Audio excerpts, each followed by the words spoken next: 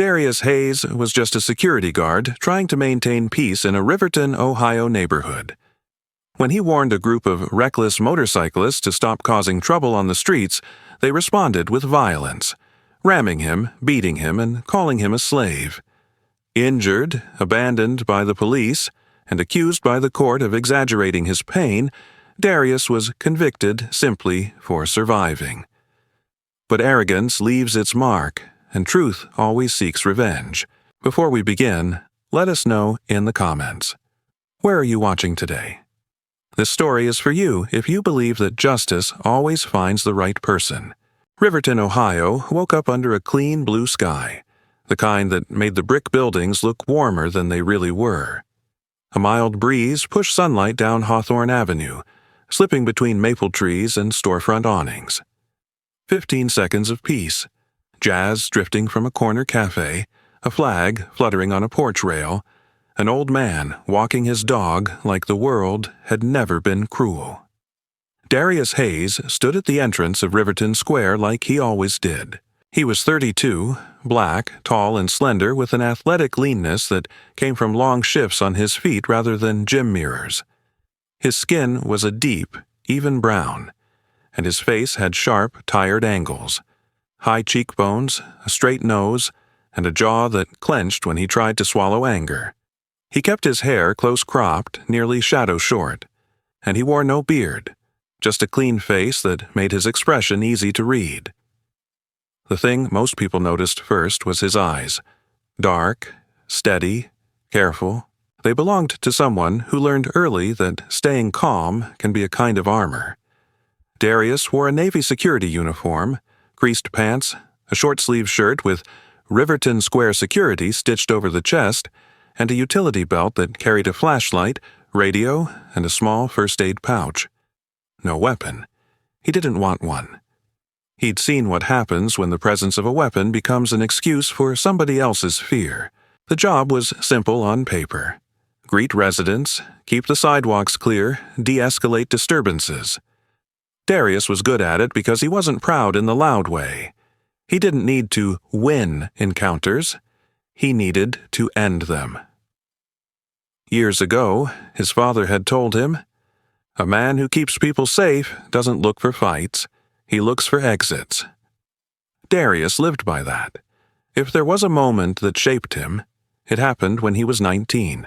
He'd watched a friend get handcuffed outside a convenience store for matching a description. That friend never stopped talking about it. Darius, on the other hand, stopped talking about a lot of things. He decided then that calm wasn't weakness. It was strategy. It was survival. A few feet away, tied to a bench post, an old dog lay in a patch of sun.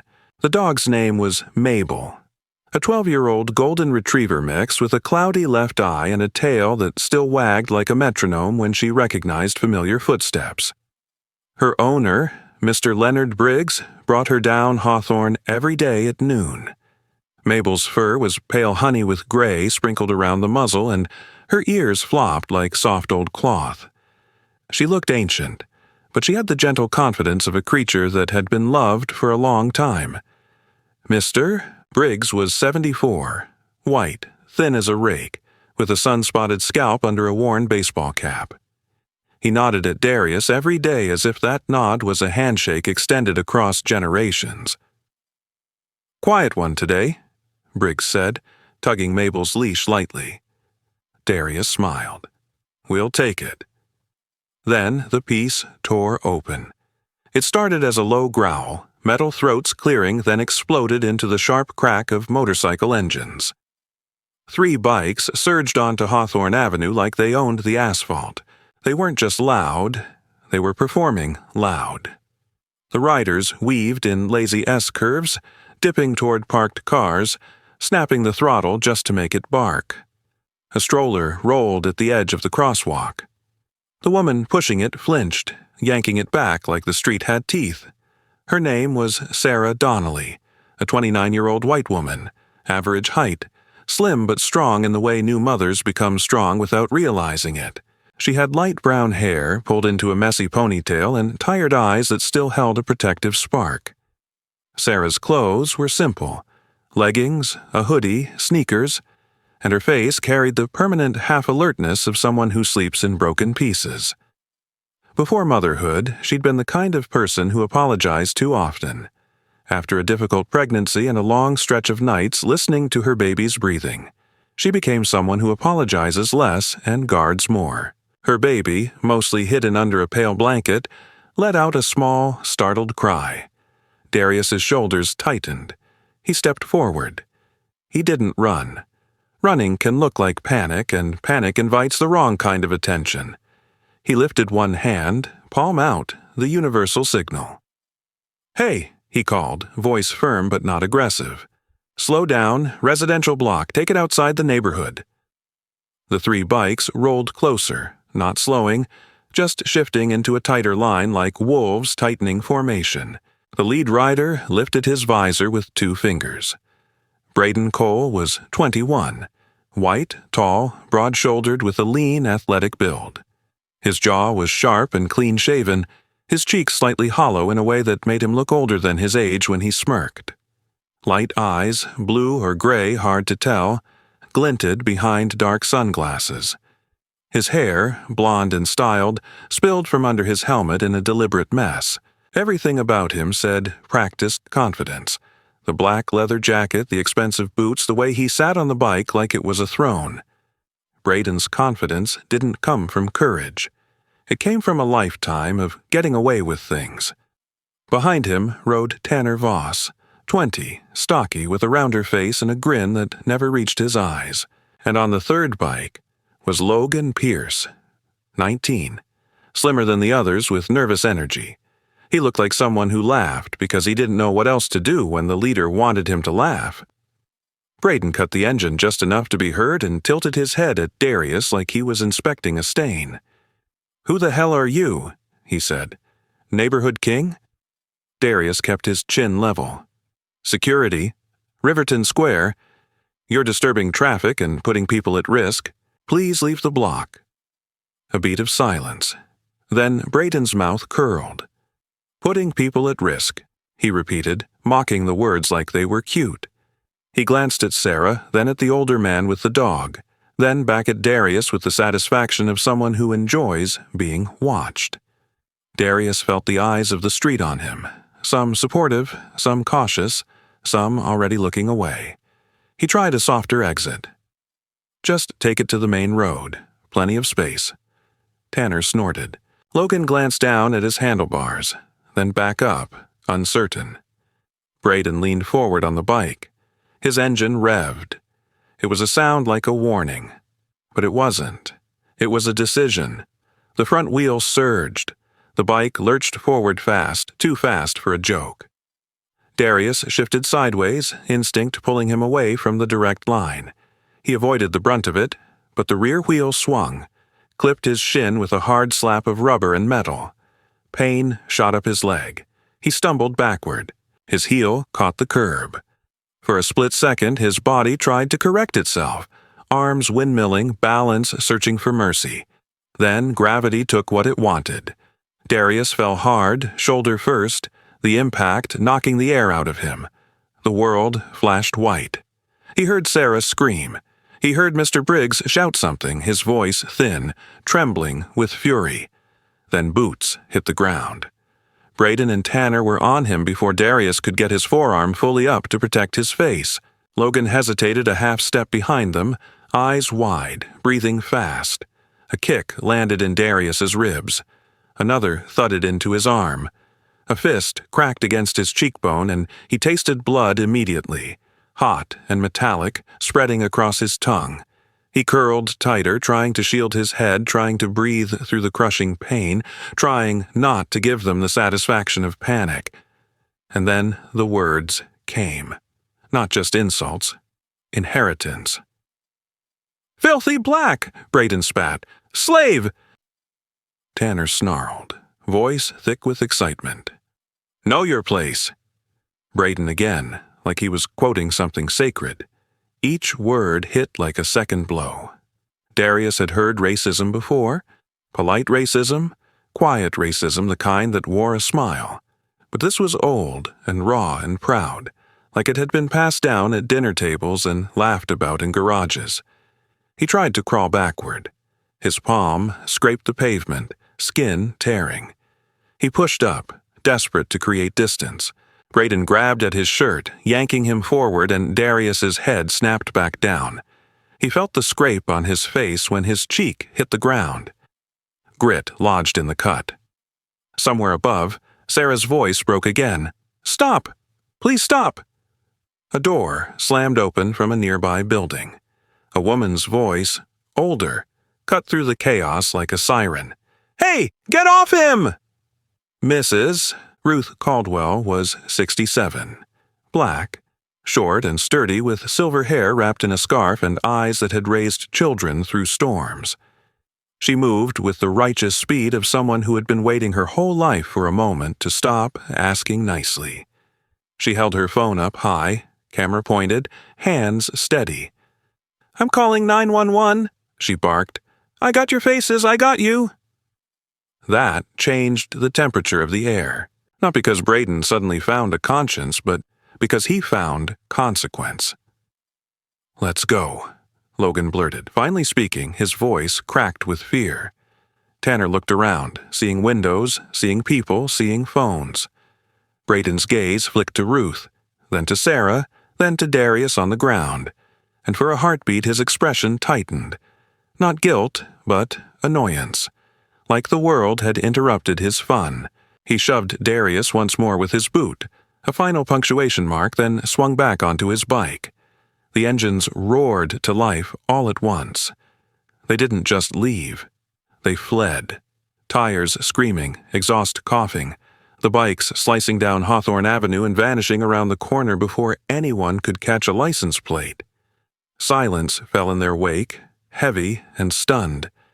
Darius lay on the pavement, one hand pressed to his side where every breath burned. His fingers trembled. Not from weakness, but from shock. His face throbbed. His shin felt like it was on fire.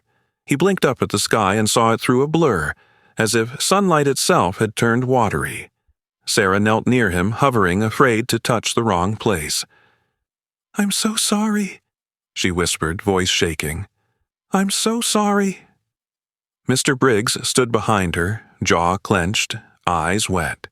Mabel whined softly, tail tucked, her old body tense like she wanted to protect but didn't know how. Mrs. Ruth Caldwell crouched on Darius's other side, still holding her phone. "Stay with us, baby," she said, tone fierce and tender at once. "Help is coming. You hear me? Help is coming." Darius tried to speak. Only a rough exhale came out. In that moment, staring at the bright noon sky, Darius realized something terrifying and simple. He had done the right thing, and the right thing had nearly gotten him killed. A siren wailed in the distance, faint at first, then growing louder. Darius's eyes stayed open, but everything around the edges went soft, fogged by pain and adrenaline. And Hawthorne Avenue, just 15 seconds ago a peaceful street, had become a crime scene under perfect sunlight. Darius woke to the steady pulse of machines and the faint smell of antiseptic.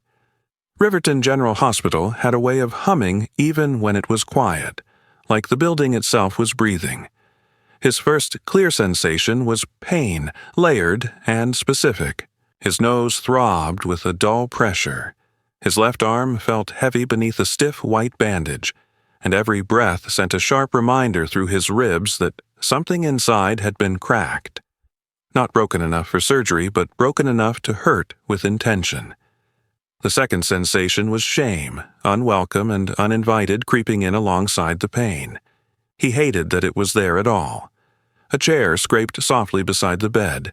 When he turned his head, slowly, carefully, he saw Elena Parker sitting with her hands folded tight in her lap. She was in her late 30s, maybe 40, a white woman with tired eyes and a kindness that looked like it had been stretched thin over years of responsibility. Her hair, dark blonde and usually neat, was pulled into a loose bun that had begun to unravel. She wore a simple cardigan over a plain blouse, the kind of clothes chosen for comfort rather than attention. Elena was a single mother who lived at the far end of Hawthorne Avenue, close enough to hear trouble when it came, close enough to feel responsible for not stopping it. Her eyes were red, swollen at the edges. "I saw you trying to protect the kids," she said quietly. Her voice shook, then steadied as if she'd practiced the sentence on the drive over. "I should have done more. I should have filmed it. I froze." Darius swallowed. The movement pulled at his ribs, and he winced despite himself. "You don't have to apologize," he said, his voice rough from disuse. "Fear does that. It makes statues out of people." Elena nodded, tears slipping free anyway. She wiped them quickly, embarrassed by her own emotion, then leaned forward. "The nurse said you're lucky. They could have done worse."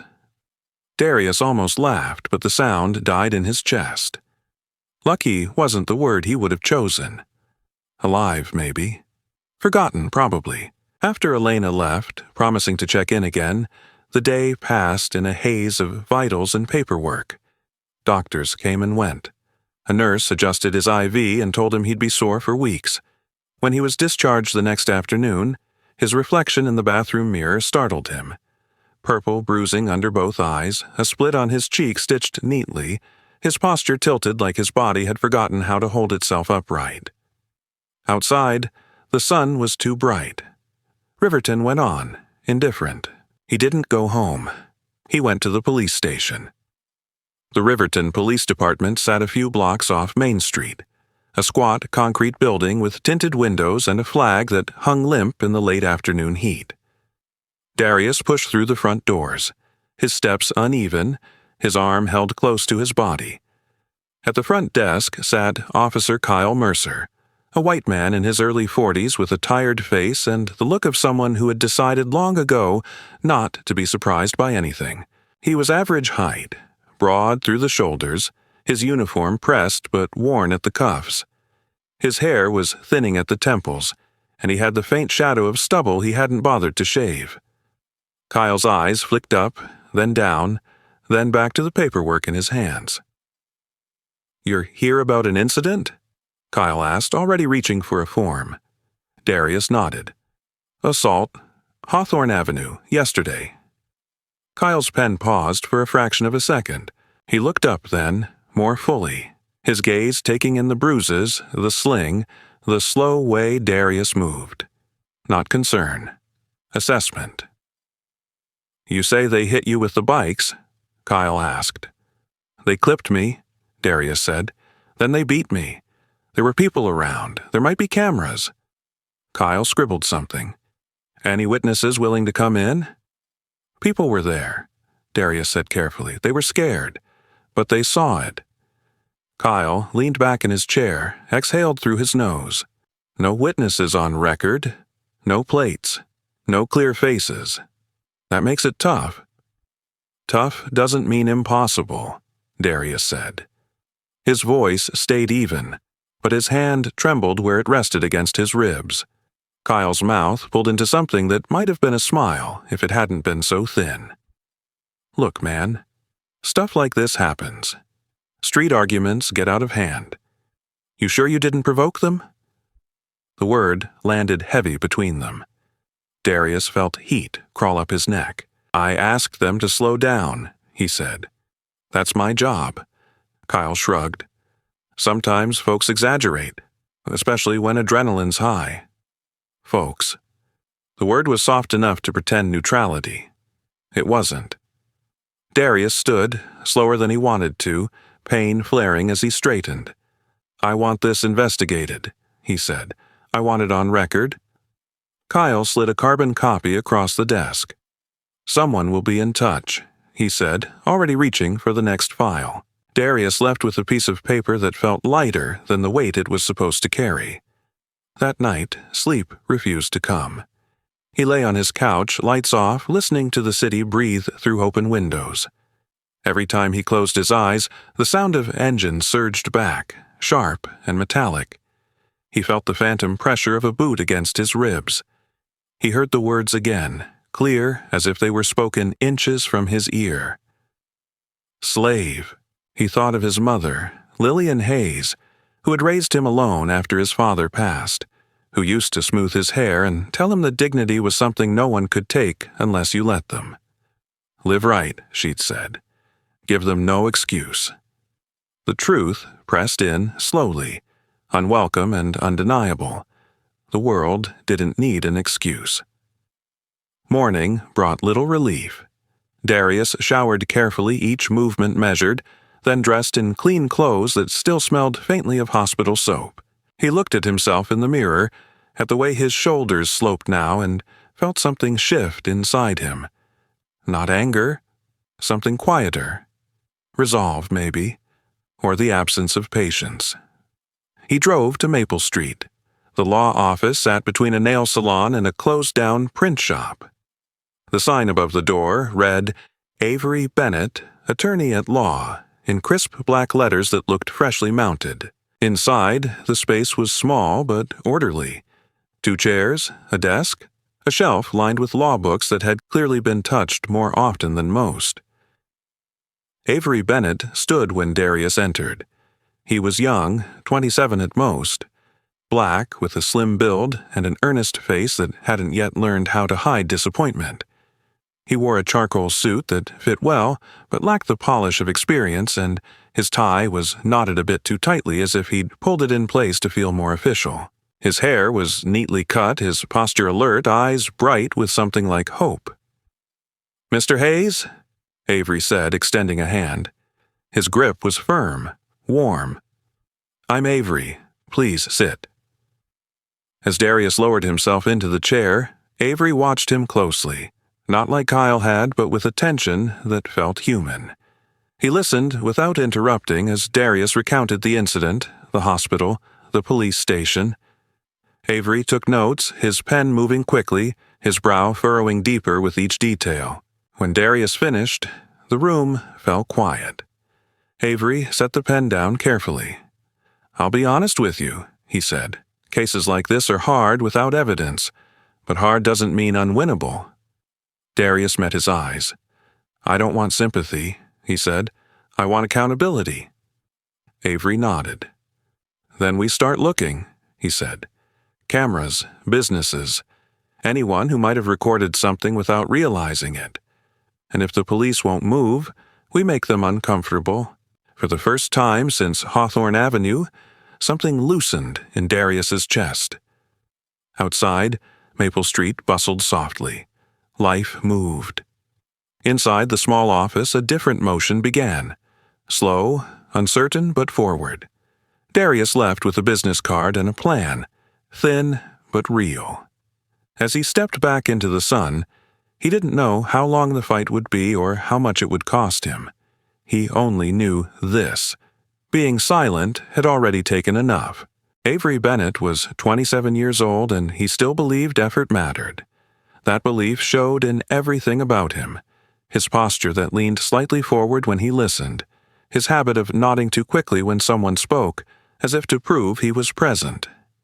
He was black, slim, a little taller than average, with sharp eyes that carried both intelligence and inexperience in equal measure.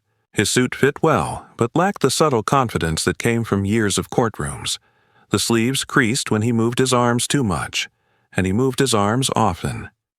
Avery had grown up watching his mother argue with landlords, school administrators, insurance agents, always calm, always respectful, rarely heard. Law school had felt like a promise that things could be different if you learned the language of power well enough. The real world, he was learning, did not grade on intention.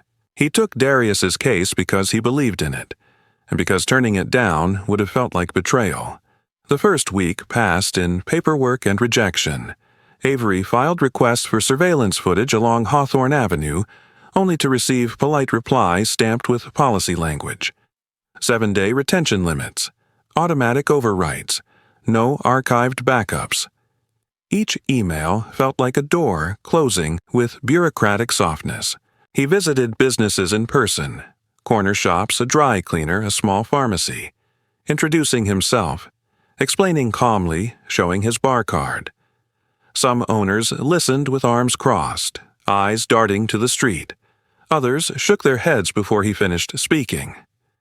"We don't want trouble," one man said, not unkindly. "Those boys looked dangerous."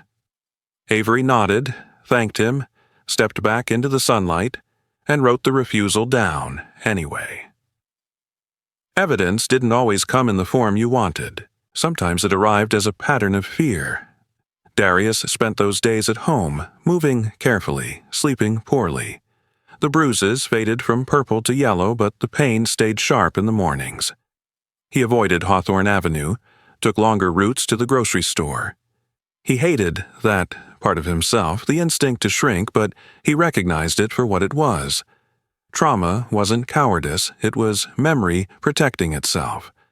They met every other day in Avery's office. Sometimes they spoke. Sometimes they sat in silence, letting the hum of traffic fill the space. Darius watched Avery work, watched him grow more precise, less hopeful with each passing conversation.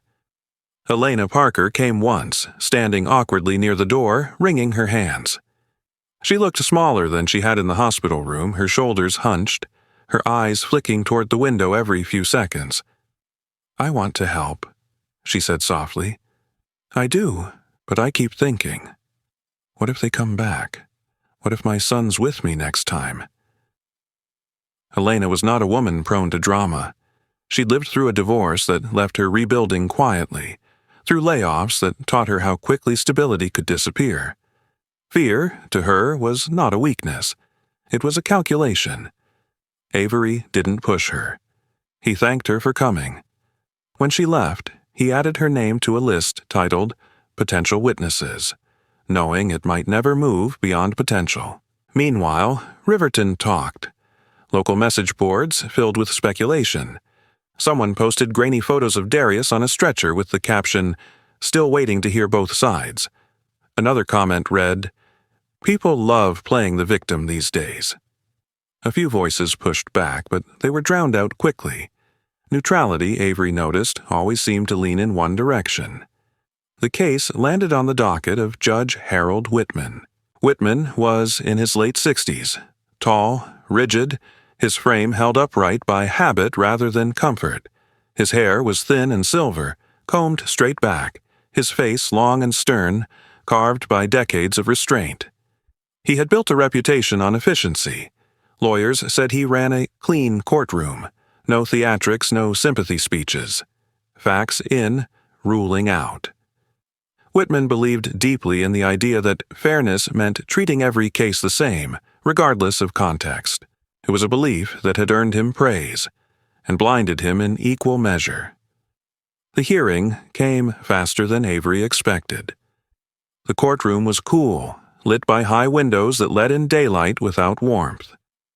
Darius sat at the plaintiff's table, hands folded, shoulders squared with effort. He wore a simple button-down shirt, sleeves rolled to hide the last traces of bruising. Across the aisle, the defense attorney, appointed, indifferent, leaned back, already bored. Avery stood when called, heart hammering against his ribs. He spoke clearly, laying out the incident, the hospital report, the police response. He argued pattern and probability, the absence of evidence not as proof of innocence, but as a consequence of fear. He spoke of duty, of community safety, of accountability. The defense rose and dismissed it all in minutes. No witnesses, no video, no identification. My clients deny involvement. This is an unfortunate altercation, exaggerated into something it is not. Avery tried again, pushing harder, but each sentence met an invisible wall. Judge Whitman listened with his chin resting on his hand, eyes angled downward. He did not interrupt. He did not ask questions. When he finally spoke, his voice was calm, distant. "Mr. Hayes," he said, "people get into scuffles. Without proof, this court cannot elevate this to the level you claim. Motion denied." The gavel came down with a final, practiced strike. Darius felt something inside him crack, not loudly but thoroughly. It wasn't surprise, it was confirmation. Outside the courthouse, the sun felt harsh. Avery apologized too quickly, words tumbling over each other. Darius stopped him with a raised hand. "You did what you could," Darius said. His voice was steady. That surprised them both. As they parted ways, Avery watched Darius walk down the steps alone, shoulders still squared, still refusing to bend. Avery stood there longer than necessary, staring at the courthouse doors. He realized then that the closed door wasn't the end of the case. It was the beginning of learning how to knock differently. Darius walked out of the courthouse into late afternoon light that felt too clean for what had just happened. The steps were warm beneath his shoes, the sky painfully blue. People passed him without looking twice. To them, it was just another case dismissed. Another man walking away empty-handed. To Darius, it felt like something heavier had been taken. Something quieter than hope, but just as necessary. Avery stood a few feet behind him, still holding the leather folder against his chest as if it might slip away. His jaw was tight, his lips pressed into a line he hadn't learned how to soften yet. He looked younger outside the courtroom, stripped of the posture he'd borrowed to stand before a judge. "I'm sorry," Avery said finally. The words came out too fast, stacked on top of each other. There had to be." Darius turned. He studied Avery's face, the frustration, the embarrassment, the sense of personal failure that hadn't been assigned but willingly claimed. "You did your job," Darius said. "The door was locked before we touched it." They parted in the parking lot without ceremony. Darius drove home in silence, gripping the steering wheel a little too tightly whenever a motorcycle passed in the opposite lane. 3 days later, Avery was sitting alone in his office, staring at the same wall he'd stared at since the dismissal. The office was quiet except for the faint buzz of his phone charging on the desk. He hadn't opened his email in hours. Rejection had a way of draining the will to ask again. His phone vibrated. A message from an unknown number appeared on the screen. "Hey, Mr. Bennett, this is Miguel. From Hawthorne. I think you should see this." Avery frowned, thumb hovering. Another message followed almost immediately, this time with a link. Miguel Santos was 16 years old, thin as a rail, with restless energy that never fully settled. He worked evenings at Tony's Slice, the pizza shop 2 blocks from Riverton Square, mostly for cash and the freedom of not being at home. Miguel had dark hair that fell into his eyes no matter how often he cut it and a habit of biting his nails when he was nervous. He lived online the way previous generations had lived on the street, watching, learning, remembering. Avery clicked the link. The video opened to pounding trap music in a shaky vertical frame. 3 motorcycles filled the screen, engines revving, headlights flaring. Text flashed across the bottom. "Riverton Run. Nobody tells us what to do." Avery leaned forward. The writers laughed. Someone shouted something unintelligible. The camera swung wildly, catching storefront lights, pavement, a blur of motion. At 12 seconds, the image jolted hard, and in the lower corner of the frame, almost an accident of framing, Avery saw it. A body on the ground, dark uniform, bent knee, one arm drawn in close to the ribs. Darius. The frame shifted again, but not before the image burned itself into Avery's mind. He replayed it, slowing the clip, pausing, zooming in until the pixels broke apart. It was brief, but it was clear. Then he listened. Beneath the music, buried but present, were voices, laughter, and words, sharp enough to cut through bass and bravado. "Slave! Black!" Avery stood so fast his chair toppled backward. His heart slammed against his ribs, not with fear, but recognition. This wasn't circumstantial. This wasn't memory. This was proof.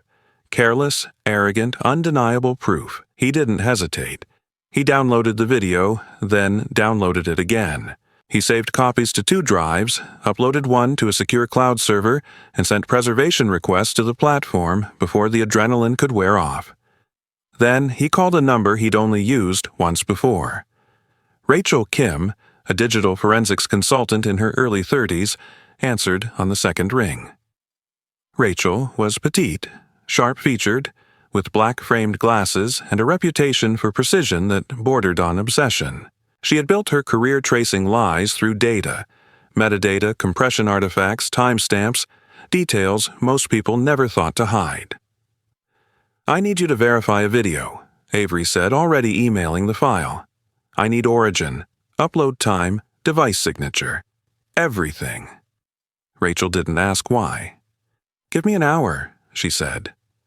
While Avery worked, Darius fought a quieter battle. Sleep came in fragments now, broken by sound and memory. He startled at the growl of engines, flinched when laughter rose too suddenly behind him. He hated that his body remembered what his mind tried to forget. But he didn't hide. He took short walks in the afternoon, staying close to home, forcing himself to breathe through the panic until it loosened its grip. It was Elena Parker who found him one evening sitting on the steps outside his building. She approached slowly, hands visible, as if afraid of spooking him. Elena looked thinner than she had before, her cardigan hanging loose at the shoulders. There was something firmer in her eyes now, something resolved. "I've been thinking," she said, sitting beside him, "about what I'm teaching my son, about what silence costs." She took a breath. "If it goes back to court, I'll testify." Darius looked at her surprised. "You don't have to." "I do," Elena said gently, "because I don't want him to learn that safety is more important than truth." Across town, Miguel sat cross-legged on his bed, scrolling through comments beneath the video. He had followed the account that posted it out of habit. Local kids, local noise. What he found now was a pattern. Another clip from the same night. Another angle. Stickers on helmets. A logo on a jacket sleeve. He screenshotted everything, organizing files with a care that surprised even him. Miguel wasn't brave in the cinematic sense. He was curious, and curiosity applied long enough became power.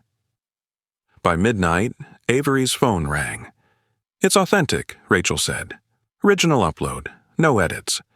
GPS data places it within a block of Hawthorne Avenue at the exact time you gave me.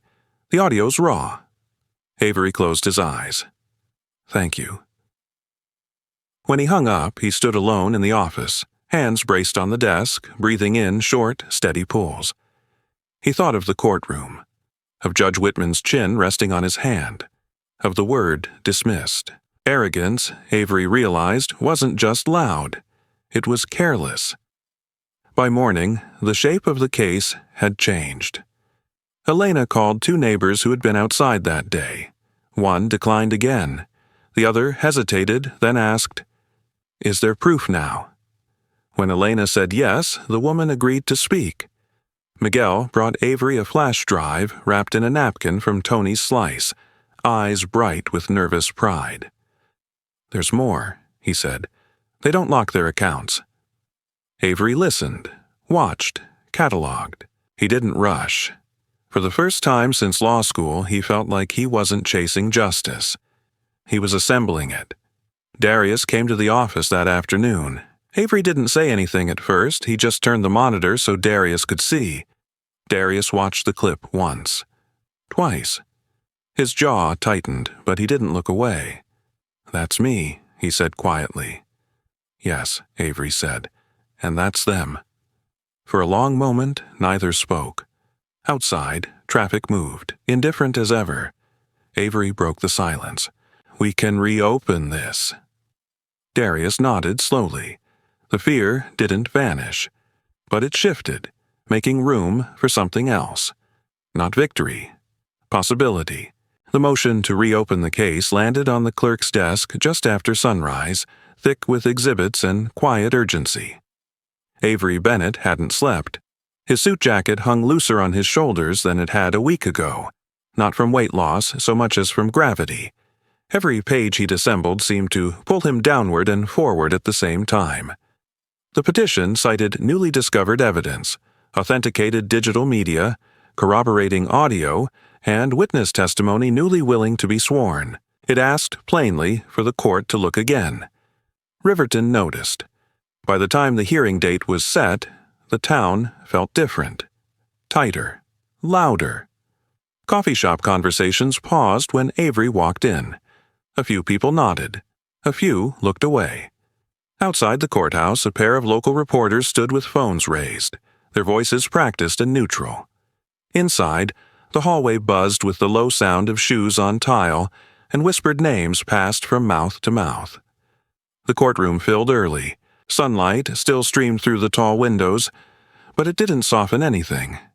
It made the dust visible, caught on shoulders and sleeves, illuminated faces set in anticipation. Darius took his seat at the plaintiff's table, posture straight despite the ache that still lived in his ribs.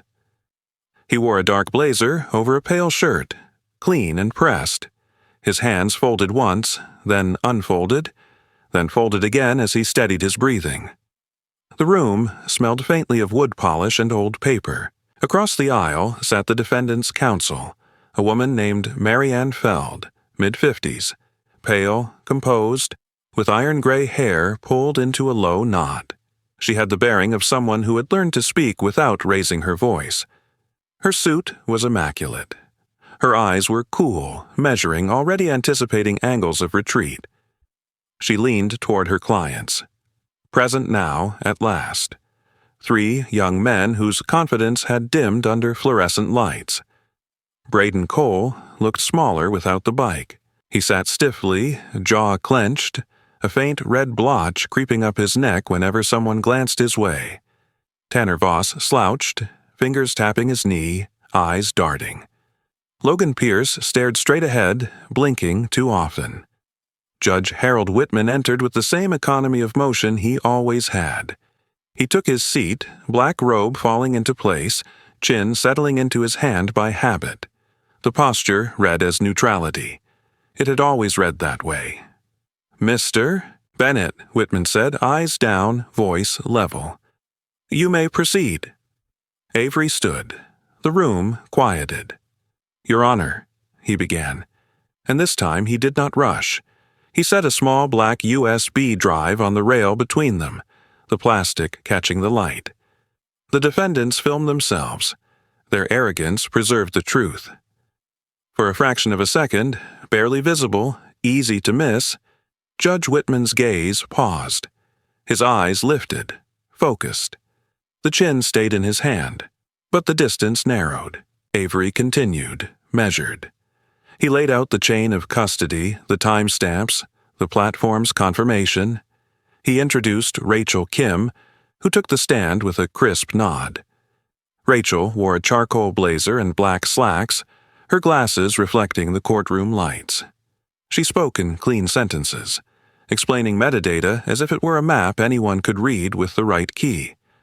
She identified upload times, GPS proximity, audio layers. When questioned, she did not waver.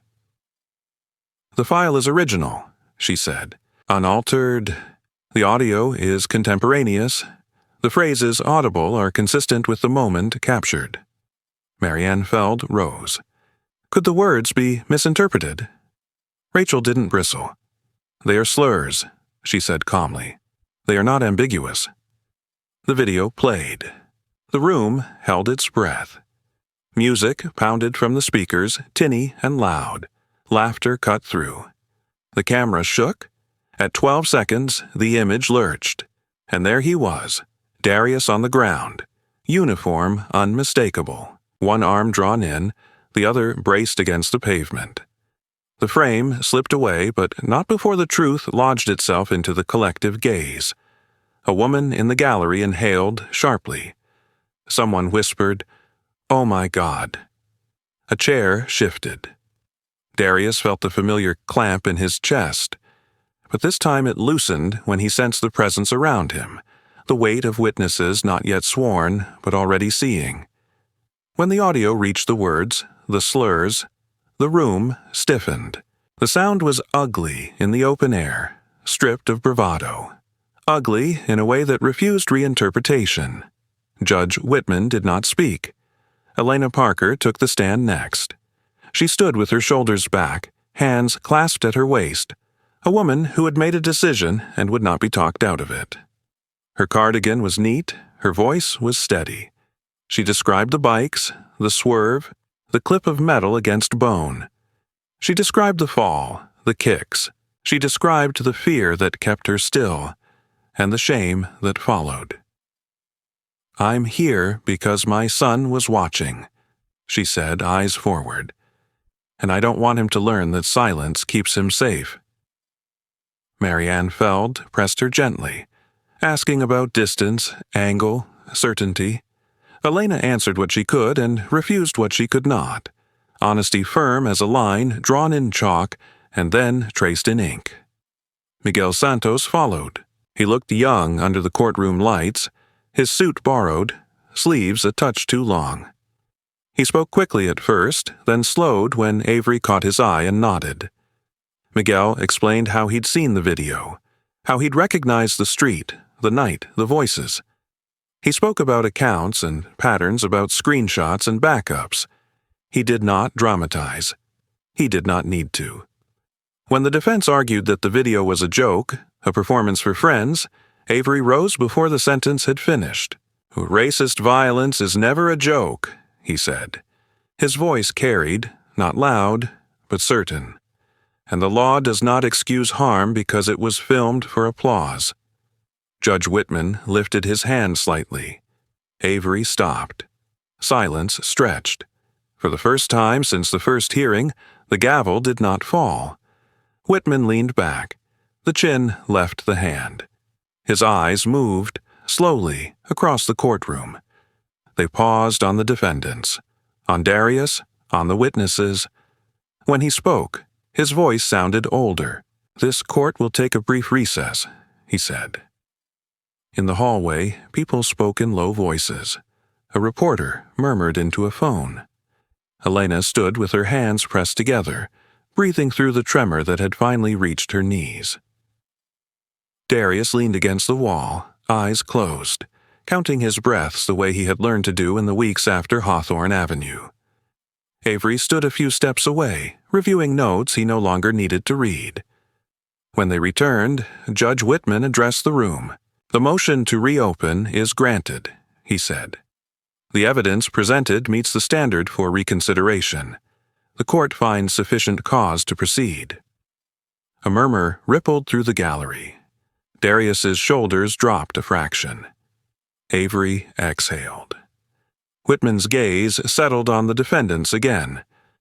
"The court will not tolerate attempts to minimize the content or context of the recording," he continued. "The language captured is reprehensible. The conduct alleged is serious." He paused, then added something unexpected. "This court recognizes that fear can silence witnesses. That does not render harm unreal." The words landed with weight, not absolution, not yet, but acknowledgement. As the hearing concluded, Whitman did not look away when Darius stood. Their eyes met briefly, no apology, no warmth, but a look that suggested the mirror Avery had spoken of had finally been raised. Outside, the sky had clouded. The light softened. People spilled onto the steps talking all at once. Elena hugged Darius once, quick and fierce. Miguel hovered, then smiled, the tension easing from his shoulders. Avery gathered his papers, movements careful now, precise. They did not celebrate, they did not assume. But as they descended the courthouse steps together, the closed door behind them stood ajar, wide enough to let truth pass through. The jury did not deliberate long. The courtroom, which had carried tension like a held breath for weeks, exhaled together when the foreperson rose. 12 people, ordinary, tired, human, had weighed what they saw and heard, and they returned with a certainty that did not require flourish. Guilty. The word landed once, then again, attached to counts that finally named the harm for what it was: aggravated assault, hate-motivated violence, reckless endangerment.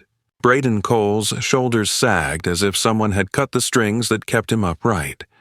He looked younger in that moment, stripped of swagger, the sharpness in his jaw softened by fear. Tanner Voss stared at the table. Tapping stopped at last, fingers curled inward. Logan Pierce swallowed hard, eyes glassy, the truth pressing in from all sides. The sentence followed in measured cadence. Time to be served, restitution to be paid, a no-contact order, and mandatory enrollment in a court-approved rehabilitation program addressing bias and violent behavior. Consequences with edges. Darius listened without moving. He had expected relief, perhaps a rush of vindication. What he felt instead was steadiness. The ache in his ribs was still there, a reminder that verdicts do not erase memory, but the ground beneath him felt firm for the first time since Hawthorne Avenue. He breathed in through his nose, out through his mouth, slow and even, the way he had practiced when the engines echoed in his sleep. Marianne Feld leaned toward her clients and spoke softly, her voice low and professional, already shifting to next steps. She did not look at Darius. She did not need to. Her role had ended. Judge Harold Whitman remained seated longer than necessary. The courtroom waited, unsure whether the formalities were complete. Whitman lifted his hand slightly, a gesture that carried authority without volume. People stilled. He rose, slowly, as if the motion itself required care. Whitman's age showed when he stood, his back straight by habit, his movements deliberate. The black robe fell into place, heavier now, as if the fabric had absorbed the morning's truth. He did not rest his chin in his hand. He looked out, then down, and then directly at Darius. "Mr. Hayes," he said, his voice rougher than it had been at any point during the proceedings. "I dismissed your pain because it did not fit neatly into my expectations. That was wrong." The words were plain. They did not reach for poetry. They did not try to explain themselves. "The court failed you the first time," Whitman continued, "and for that, I am sorry." The room went quiet in a different way than before. Not the silence of anticipation, but the stillness of recognition. An apology from the bench did not undo bruises or restore lost sleep. It did something rarer. It acknowledged the wound without bargaining over its size. Darius nodded once. He did not speak. He did not need to. The apology had not come to absolve the court. It had come to name a truth. That was enough. Outside, the courthouse steps filled quickly. Reporters gathered in loose knots, microphones raised. The sky had cleared again, light soft and forgiving, the kind that made the stone look warmer than it was. Elena Parker found Darius first. She wrapped her arms around him with a firmness that surprised them both. Elena was not a woman who embraced easily. Responsibility had taught her to conserve herself. But this moment asked for contact, and she gave it. Miguel Santos hovered a few feet away, hands shoved into the pockets of a borrowed jacket. He smiled when Darius caught his eye, the kind of smile that trembles before it settles. Miguel's youth showed then, not in fear, but in hope unburdened by long memory. He had done something right, and the world had answered. Avery Bennett stood just behind Darius's shoulder, papers tucked under his arm, posture finally relaxed. He looked older than he had a month ago, not in years, but in substance. The suit fit him now.